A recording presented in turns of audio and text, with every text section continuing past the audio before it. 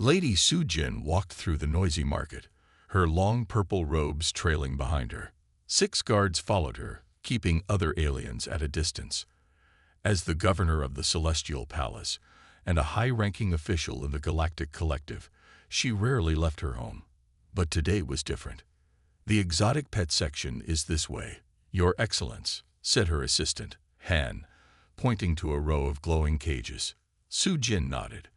She didn't really want a pet, but bringing back a living souvenir from this diplomatic trip was expected, something to show off to other officials at dinner parties. The market smelled of strange foods and burning incense. Aliens of all shapes and sizes pushed past each other, buying and selling goods from 100 worlds. Su-jin's 4 eyes blinked rapidly in the bright lights of Outpost 7, one of the busiest trading hubs in this arm of the galaxy. "Perhaps a singing crystal bird," Han suggested, "or a color-changing lizard from the jungle moons." Su-jin was about to agree when she spotted something unusual at the end of the row. A cage larger than the others held a creature she had never seen before. It stood on 2 legs and had only 2 eyes. Its skin was a plain tan color, not scaled or furred like most pets. "What is that?" she asked, moving closer. The seller, a fat, green alien with 3 arms, smiled widely. "Ah, the lady has a good eye. This is a human, from a newly discovered world called Earth. Very rare, very exotic." Su-jin studied the creature. The human was male, with short black hair and dark eyes. He wore simple clothes and sat quietly in his cage, watching everything around him. Unlike the other pets that howled or rattled their cages, he seemed calm. "Humans are the newest sensation among collectors," the seller continued. "This one is called Tahoe, fully grown but young and healthy, highly trainable and completely harmless." "Harmless?" Su-jin asked. The human was almost as tall as she was. "Oh yes, their planet has high gravity, so they are stronger than they look, but they have no claws, no poison, no natural weapons at all. Their teeth can barely break skin." The seller laughed. "They are intelligent enough to learn simple commands, but not smart enough to cause trouble." Su-jin moved closer to the cage. The human, Tahoe, looked directly at her, something most species would never dare to do. There was something in his eyes that caught her attention. Not fear or anger, but a quiet watchfulness. "What do they eat?" she asked. "They can eat most standard food packs with added calcium, very cheap to keep, and they sleep only 1/3 of the day, so more time to enjoy your pet." Han whispered to her, "Your Excellence, humans are so plain. Perhaps something more colorful would better suit your status." But Su-jin couldn't look away from the human's eyes. They reminded her of something, of herself, perhaps, when she was younger and still learning to navigate the dangerous politics of the collective. "I'll take him," she said suddenly. The seller's 3 eyes widened in surprise and delight. "Excellent choice. I'll prepare the ownership papers right away." As the transaction was completed, Su-jin wondered if she was making a mistake. The human would probably be boring after a few days, but there was something about him, something in those intelligent eyes, that made her curious. When the cage was opened, Tahoe stepped out slowly. He stood straight, not cowering like most new pets. The seller placed a translation collar around his neck. "This will help him understand basic commands," the seller explained, "though they can eventually learn some of our language. Simple minds, but not completely stupid." Tahoe touched the collar lightly but said nothing. "Come," Su-jin said to her new pet. "We're going to the Celestial Palace." As they walked away, she didn't notice how carefully Tahoe observed everything around him. She didn't see how he studied the guard formations, noted the security checkpoints, or memorized the path back to her ship. She had no idea that this harmless human would change everything. Tahoe's new home was a large room connected to Lady Su-jin's private quarters. It had a soft sleeping mat, clean water, and a window that looked out over the vast gardens of the Celestial Palace. It was nicer than the cage in the market, but it was still a cage. "You will stay here when I am working," Su-jin told him on his first day. She spoke slowly, as if talking to a child. The collar will translate my words. Nod if you understand. Tai-ho nodded once. Good. You may walk in these rooms and the small garden outside. Do not go anywhere else without me. After she left, Tai-ho explored his new prison. The door was locked, but the window opened. 3 stories below, guards patrolled the garden paths. Escape was not an option. Not yet. In the corner of the room sat a small screen, an education terminal for alien children. Su-jin had left it on, perhaps thinking the simple games might keep him entertained. Tai-ho smiled for the first time since his capture 6 months ago. For the next 2 weeks, Su-jin checked on her new pet each morning and evening. She brought him food and asked simple questions. Are you comfortable? Do you need more water? Would you like to walk in the garden? Tai-ho always nodded or shook his head. He never spoke. This pleased Su-jin. The seller had warned her that some humans made annoying sounds or asked too many questions. Her human was quiet and well-behaved. What Su-jin didn't know was that Tai-ho spent every moment alone working on the education terminal. He had been an engineer on Earth before his capture. The alien technology was different, but the basic principles were the same. By the end of his 2nd week, he had bypassed the child locks and accessed the palace's information network. By the end of the 1st month, he could read the alien language. I'm bringing you to my evening meal, Su-jin announced one day. My guests want to see an Earth human. Tai-ho followed her through the palace hallways. He kept his eyes down, but his mind recorded everything. The number of guards, the location of security doors, the pattern of servant movements. The palace was like a machine, and Tai-ho was learning how all the parts worked. At dinner, 6 important aliens sat around a floating table. They stared at Tai-ho with their various eyes.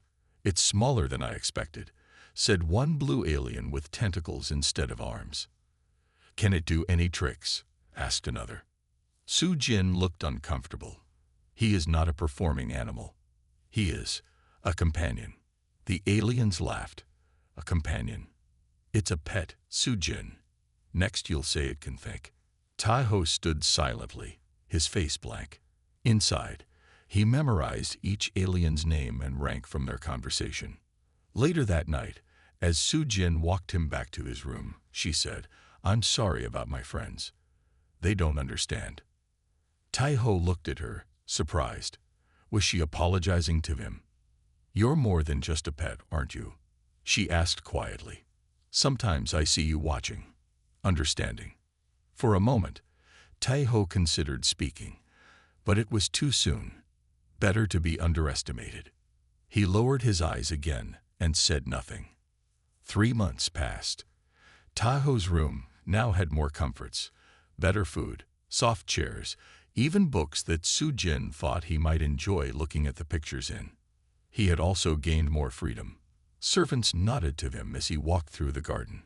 Some even spoke to him, not expecting answers but treating him like a silent friend. At night, when the palace slept, Tai-ho sat at the education terminal.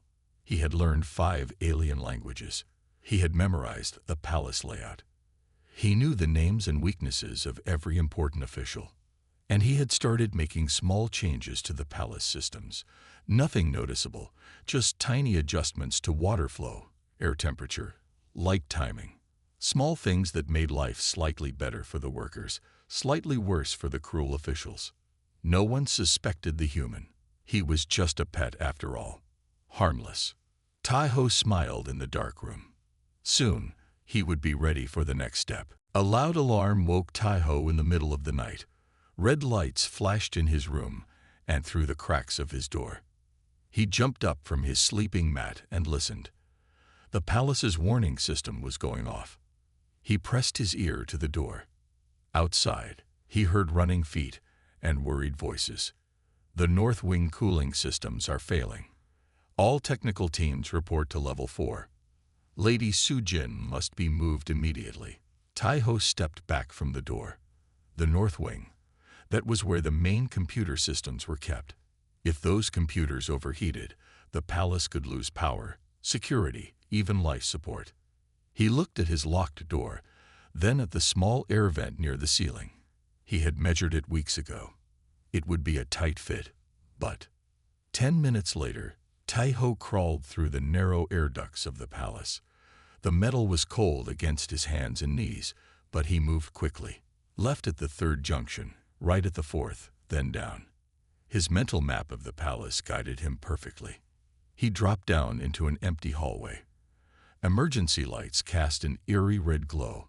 The air felt warmer here, and getting hotter by the minute. Following the heat, Tai-Ho made his way to a large metal door, marked with alien symbols that he knew meant environmental control. The door was unlocked. The technicians had left in a hurry. Inside, 3 large machines hummed and rattled. Blue alien symbols on a screen flashed warnings. The cooling system was failing, and the backup systems weren't starting. Tai-Ho smiled. This was what he had been trained for on Earth. Lady Su-Jin stood in the palace command center, surrounded by worried officials. "The cooling systems cannot be repaired quickly," said the chief technician, his scales turning pale with stress. "We must shut down the main computers, or they will melt." "And if we shut them down?" asked Su-Jin. "Security goes offline. Communications too. We will be blind and defenseless for at least 6 hours." Su-Jin frowned. 6 hours was enough time for enemies to attack. The palace had many enemies. "Your Excellence." A guard rushed in. "There is an emergency in the control room." "What now?" Su-Jin sighed. It's your human, Your Excellence. He's in the environmental control room." Su-Jin's 4 eyes widened. "My human. Tai-Ho. How did he get out of his room?" "We don't know, but the technicians say. They say he's fixing the cooling system." When Su-Jin arrived at the control room, she couldn't believe what she saw. Tai-Ho was halfway inside one of the machines, his legs sticking out. Around him, the palace technicians watched in amazement. "What is he doing?" she demanded. The head technician's mouth opened and closed several times before he found words. He is bypassing the failed regulator and creating a manual override. It's brilliant. But how does he know how to do this? He's just a human." Before anyone could answer, Tai-Ho pulled himself out of the machine. His hands were dirty and cut in several places, but his face showed no pain. He pressed a series of buttons on the control panel. The warning lights stopped flashing. The temperature readings began to drop. "He fixed it," whispered the head technician. "The cooling system is working again." Tai-Ho stood silently, waiting. For the first time, everyone in the room looked at him. Really looked at him, not as a pet, but as something more. Su-Jin stepped forward. "Tai-Ho," she said slowly, "how did you know what to do?" Tai-Ho looked at her and finally spoke, his voice clear despite months of silence. "I was an engineer, before I was taken from Earth." The room fell silent. The humans' words hung in the air. Su-Jin's mind raced. If he could speak their language, what else could he do? What else had he been hiding? "Come with me," she said, her voice shaking slightly. "We need to talk." As they left the control room, the technicians bowed to Tai-Ho, not to Lady Su-Jin, but to the human. It was small, almost unnoticeable, but Tai-Ho saw it. And so did Su-Jin. "You will sit here," Lady Su-Jin said, pointing to a small chair near her large desk. "You will not speak unless I ask you a question. Do you understand?" Tai-Ho nodded. "Yes, Lady Su-Jin." It had been 2 weeks since the cooling system incident. Tai-Ho was no longer kept in a locked room. He now had quarters in Su-Jin's official wing and could move freely through certain parts of the palace. Today was important. Lady Su-Jin was meeting with trade officials from 3 star systems. The deals they made would affect millions of lives. "These aliens care only about profit," Su-Jin told Tai-Ho quietly. "They will try to trick me." Tai-Ho said nothing, but his eyes showed he understood. The meeting room doors opened. 3 aliens entered, one tall and thin with 6 arms, one round and blue with eyes on stalks, and one covered in red scales with a tail that twitched nervously. "Lady Su-Jin," they said, bowing. Then they saw Taiho. "You brought your pet to a trade meeting." Su-Jin smiled. "He is calming to have nearby.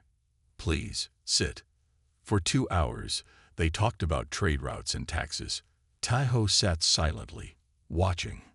Sometimes he would shift in his chair or tilt his head. Su-Jin began to notice that he did this at specific times, when the aliens were lying. During a break, Su-Jin stepped onto the balcony. Taiho followed. "The blue one is hiding something," he whispered. His eye stalks bend left when he talks about the mining rights. Su-Jin looked surprised. "How do you know this?" "I've studied their species' body language. It's in your library database." When the meeting resumed, Su-Jin asked more questions about the mining rights.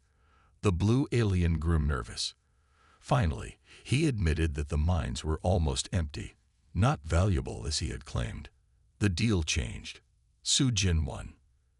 After that day, Taiho attended all of Su-Jin's meetings. Palace staff whispered about the human who sat quietly at the governor's side. Some were worried. Others were curious.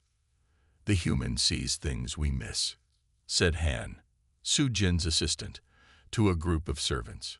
"Yesterday, he spotted a calculation error that saved the palace millions of credits. He fixed my cleaning droid," said a young servant. "He just touched it and knew what was wrong." "I don't trust him," said an older guard. "No species is that smart without being dangerous." 1 month later, Su-Jin gave Taiho his own office, small, but with access to palace information systems. His official title was Cultural Advisor, though no one was quite sure what that meant. "What exactly does the human do?" asked Yan, a palace official who had worked there for 20 years. "Whatever Lady Su-Jin asks," replied Han. "And he does it better than any of us." Yan frowned. "A human cannot understand our politics, our history, our ways." "Maybe not," said Han. "But he understands people, all people. He knows what they want and what they fear." That evening, Lady Su-Jin found Taiho in his office, studying star maps on a large screen. "The southern trade routes," she said. "You're learning about them for tomorrow's meeting." "Yes," Taiho said. "The guild master will try to raise transport fees. He does this every 3 years." Su-Jin sat down across from him. "How do you know this?" "It's not in any official record." Taiho looked at her steadily. "The kitchen staff talk. The guards talk. Everyone talks, thinking I don't understand or don't matter." "And what else have you learned, listening to those who think you don't matter?" Taiho's face remained calm, but his eyes held a hint of something. Pride, perhaps. "I've learned that 4 of your advisors are loyal only to themselves. I've learned that the Western ambassador is planning to ask for your support against his enemies. And I've learned that some in the palace fear me." "Should they?" Su-Jin asked quietly. Taiho smiled for the first time since she had known him. "Not if they are your true friends, Lady Su-Jin. Not if they want what's best for the palace." Su-Jin nodded slowly. "Then we have much work to do, don't we?" Outside the office, a guard listened, his face dark with worry. The human was gaining too much power. Something would have to be done. "The human is a problem that must be solved," said General Day, his voice low. 5 other high-ranking palace officials sat around a table in a private room far from the main halls. "Lady Su-Jin listens to him more than she listens to us now," complained Minister Jun, her scales flashing red with anger. "Yesterday, she rejected my security proposal because the human thought it was unnecessary. He is just a pet who learned some tricks," hissed Science Director Kwan. "A clever animal at best." General Day leaned forward. "Clever or not, he has too much influence. In 3 months, he has changed palace protocols, redirected funds, and gained access to sensitive information." "What do you suggest?" asked Jun. "The human must be removed," said Da. An accident, perhaps, or he could be sold to a research facility far from here. The others nodded slowly. None of them noticed the small cleaning droid in the corner of the room, its camera light blinking quietly. Tai-Ho sat in his office, watching a screen that showed the secret meeting. He had reprogrammed the cleaning droids months ago to serve as his eyes and ears throughout the palace. The aliens never paid attention to service machines. The door opened, and Han entered with a stack of data tablets. "More reports, Advisor Tai-Ho," he said, placing them on the desk. Then he noticed the screen. "Is that General Da's private meeting room?" Tai-Ho nodded. "They're planning to get rid of me." Han's eyes widened. "We must tell Lady Su-Jin immediately." "Not yet," said Tai-Ho calmly. "I need to know who else is involved, who I can trust." He looked at Han. "Why do you help me?" Han seemed surprised by the question. "Before you came, Lady Su-Jin was cold, distant. The palace was efficient, but not a good place to work. Now, the lower staff get better food, better quarters, more rest time. Small things, but important. And you think I'm responsible. I know you are. I've seen the changes you made to the palace systems, the ones you thought no one would notice." Tai-Ho smiled slightly. "You're more observant than most." Han bowed. "As are you, Advisor Tai-Ho. What will you do about the conspiracy?" "For now, watch and wait, and I will need your help." For the next week, Tai-Ho gathered information. Through his network of reprogrammed service droids and loyal staff members, he learned the conspirators' plans. General Da had convinced 10 key officials to support him. They planned to tell Lady Su-Jin that Tai-Ho was secretly communicating with human pirates in the outer systems. They will present false evidence in 3 days. Tai-Ho told Han as they walked through the quiet garden at night. Fake messages, altered security videos. Will Lady Su-Jin believe them? Tai-Ho looked up at the alien stars. She might. General Da has been her advisor for 15 years. I have been here less than 1. Then we must get better evidence, said Han. Proof of their conspiracy. Tai-Ho nodded. I've already begun. The next day, Tai-Ho visited different parts of the palace. He spoke with kitchen workers, security guards, cleaning staff, people the high officials never noticed. He asked simple questions and listened carefully to their answers. In the evening, he sent Han to deliver messages to specific staff members, those he had identified as trustworthy. By midnight, 27 palace workers had gathered in a service tunnel beneath the main halls. Why has the human called us here? Whispered a young guard. Because we are invisible, said an old kitchen worker. We see everything, but no one sees us. Tai-Ho stood before them. Some of you have helped me already, though you didn't know it. Others have benefited from the changes I've made. Now I need your help directly. Against General Da? Asked someone in the back. Tai-Ho nodded. He plans to remove me, and then to control Lady Su-Jin. If he succeeds, the palace will return to how it was before. The workers looked at each other. Then the old kitchen worker stepped forward. Tell us what to do. Lady Su-Jin sat at her desk, reading reports late into the night. Her 4 eyes were tired, but the work never ended. As governor of the Celestial Palace, thousands of decisions needed her approval every day. A soft knock at the door made her look up. Enter, she called. Han stepped in, looking nervous. Your Excellence, Advisor Tai-Ho requests an urgent meeting. Su-Jin frowned. It was very late. Send him in. Tai-Ho entered carrying several data tablets. His face was serious. I apologize for the late hour, he said, but what I've discovered cannot wait until morning. What is it? There is a plot against you, Tai-Ho said simply. General Da and 11 other officials plan to remove you from power tomorrow. Su-Jin's scales flashed purple with shock. That's impossible. General Da has served me for 15 years. Tai-Ho placed the tablets on her desk. These contain proof. Secret meetings, Private messages. Funds transferred to hire assassins. Assassins, Su Jin whispered. They will strike during your meeting with the Trade Council tomorrow. The official report will say it was human pirates seeking revenge for their captured people. Su Jin studied the evidence on the tablets. Names, dates, recordings, all pointing to a carefully planned coup. Her trusted advisors had betrayed her. Why? She asked. Why now? Because of me, Taiho said quietly. They believe you have given too much power to a pet, a human. It offends them. Su Jin's anger rose. You are not a pet. You are the most valuable advisor I have. Which is why they want me gone first, Taiho said. They know you listen to me. They know I see what others try to hide. As they spoke, shadows moved in the dark corridor outside. 4 armed figures crept toward Su Jin's private chambers. The plan has changed, one whispered.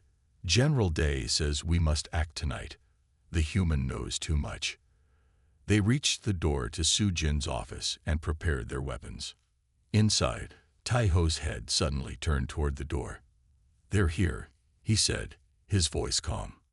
Wo Su Jin began, but Taiho was already moving. He pressed a button under her desk, then pulled her toward a hidden panel in the wall. We must go. Now. My guards cannot be trusted. Some work for General Da. The door burst open. 4 aliens rushed in, weapons ready. Where are they? One shouted, seeing the empty desk. Taiho pushed Su Jin into the secret passage, then turned to face the assassins. His body seemed to change.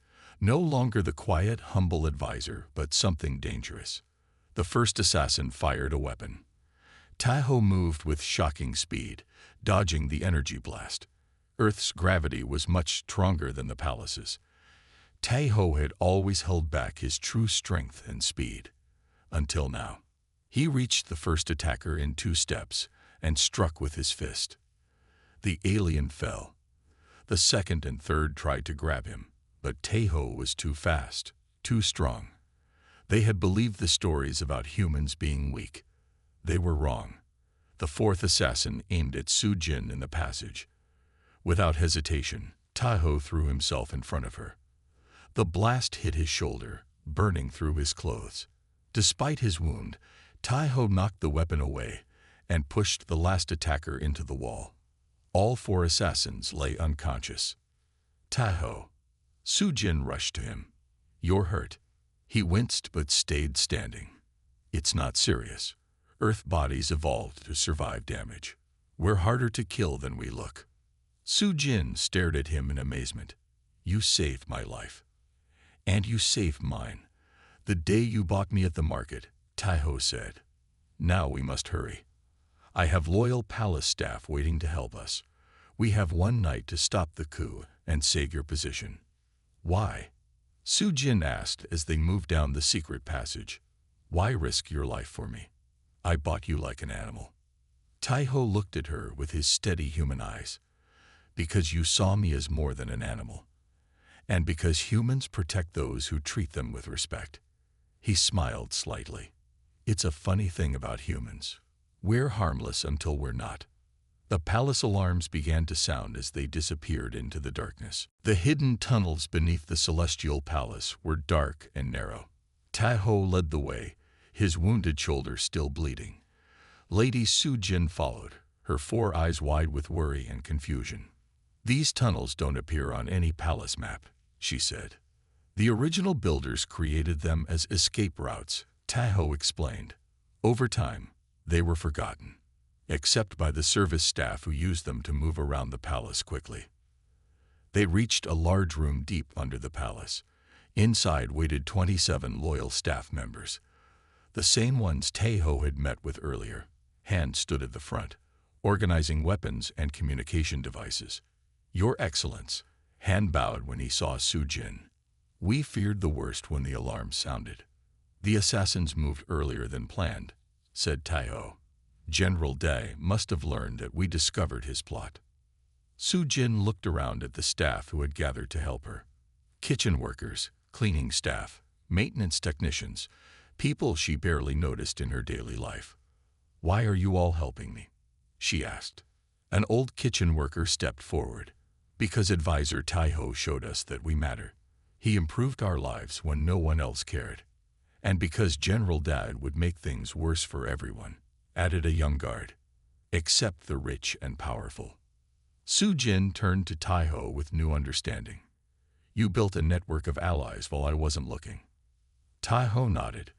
"People who are overlooked see everything, but are seen by no one.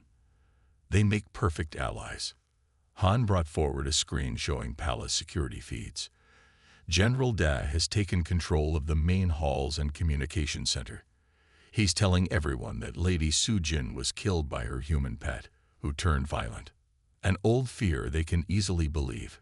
Taiho said, "That humans are dangerous animals." "Well, you did just defeat 4 armed attackers," Su-jin pointed out. Taiho almost smiled. "Only when necessary." Han continued, "They're searching the palace for both of you. Once they declare you dead, Su-jin, Dai will take emergency control of the palace." "We need to reach the Great Hall," said Su-jin. "If I can address the palace officials directly, some will still support me." "It's heavily guarded," warned Han. "Not the maintenance shaft that leads directly behind the speaker's platform," said Taiho. "No one watches it because it's too small for most species to use. But not too small for a human," Su-jin realized. 2 hours later, the palace officials gathered in the Great Hall. General Dai stood on the speaker's platform, his uniform perfect, his face sad. "It is with great sorrow that I announce the death of our beloved governor, Lady Su-jin," he said to the shocked crowd. "She was killed by her human pet, who turned violent without warning. This tragedy reminds us of the danger of non-collective species." Whispers filled the hall. Some officials looked genuinely sad. Others seemed pleased but tried to hide it.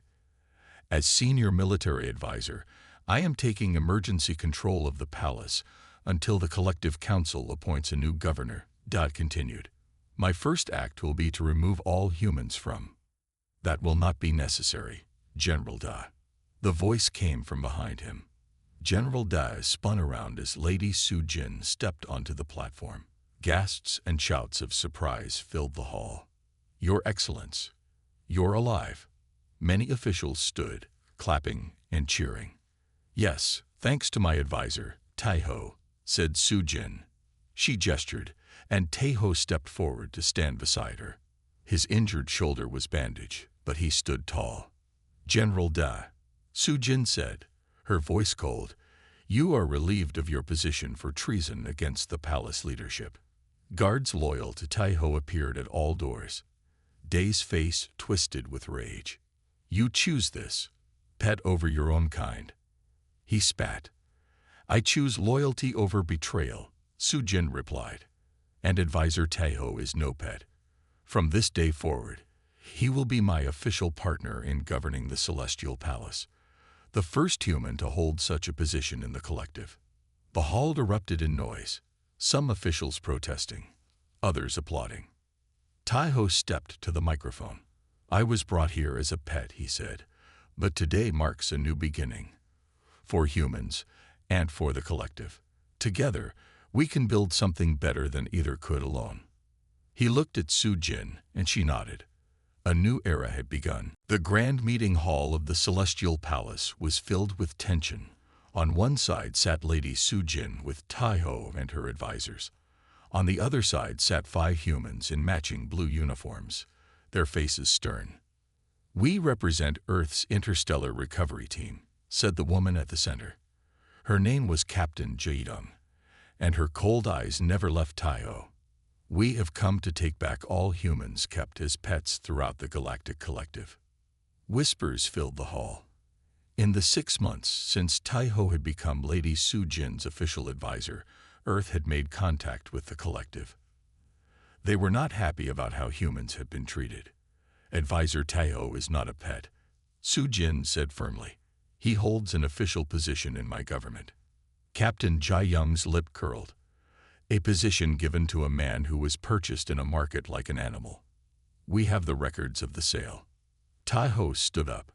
For the first time since coming to the palace, he looked truly angry.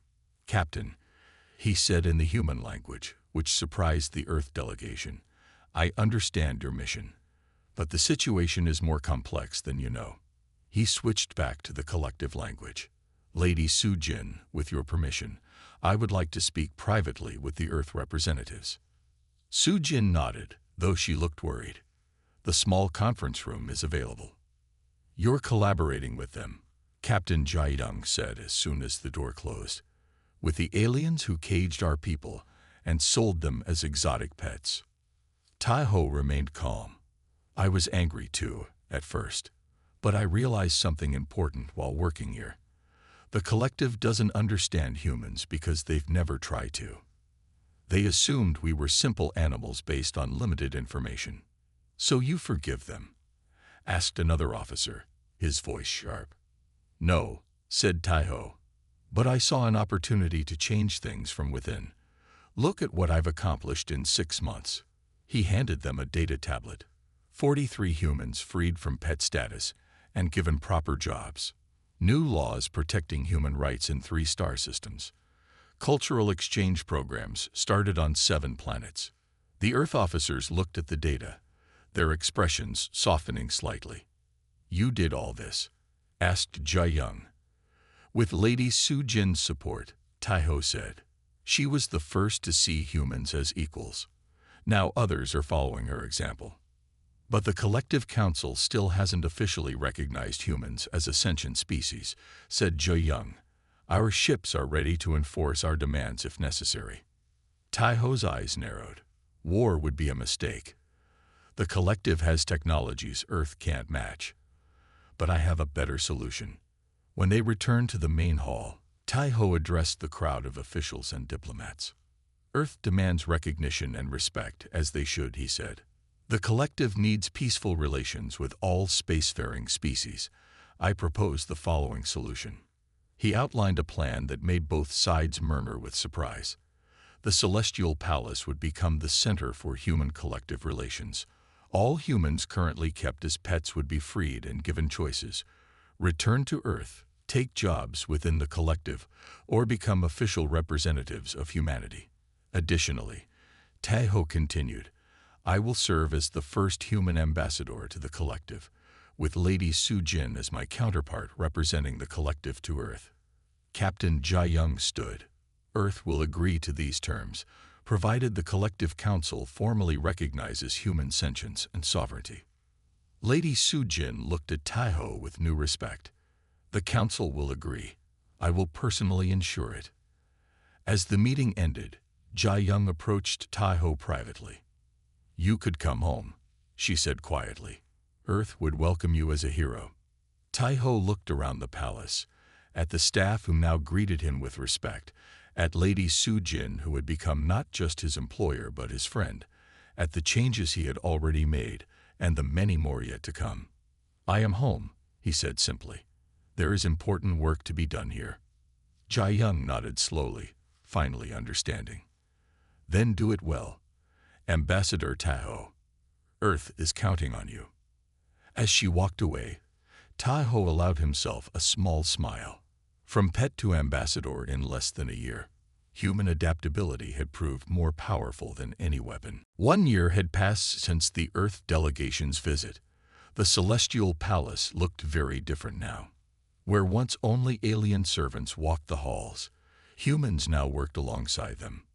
The East Wing, once used for storing exotic plants, had been transformed into the human embassy.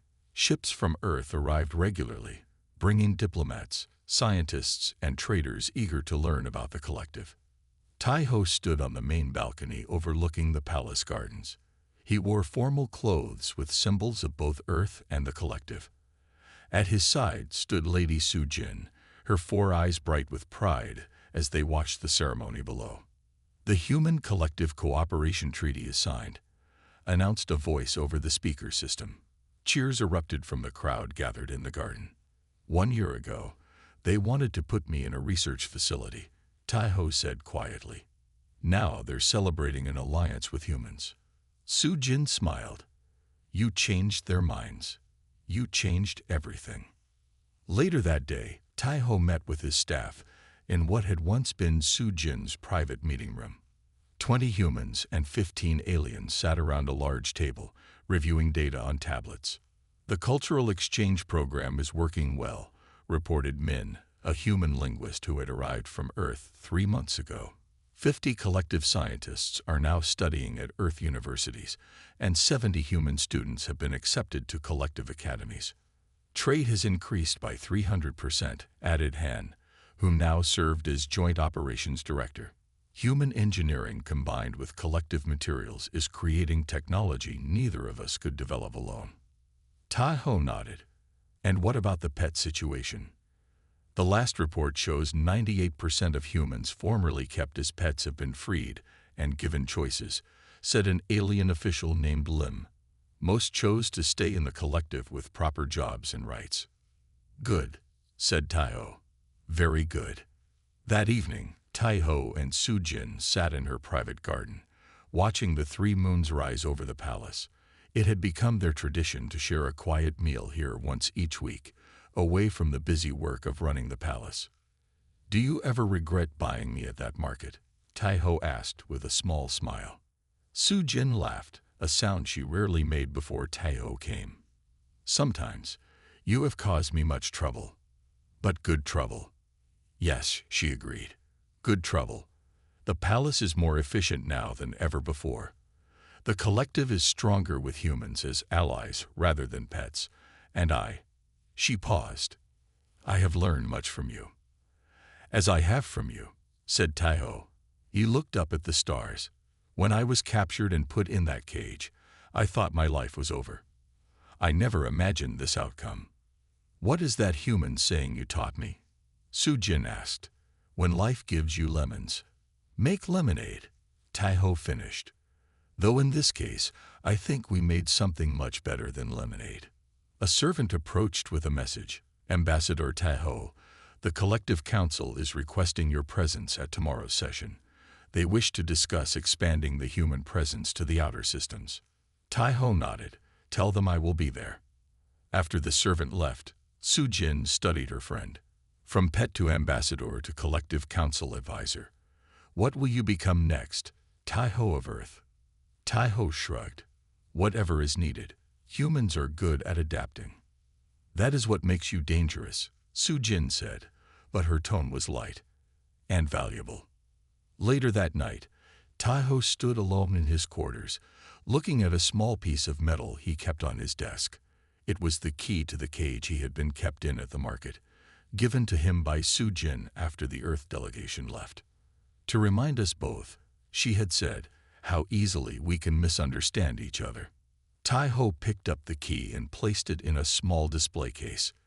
Below it, he added a handwritten note. She adopted a human thinking he was harmless. She was wrong. But sometimes, being wrong leads to something better than being right.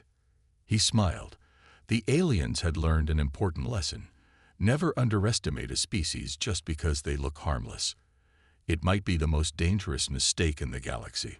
And sometimes, the most wonderful one.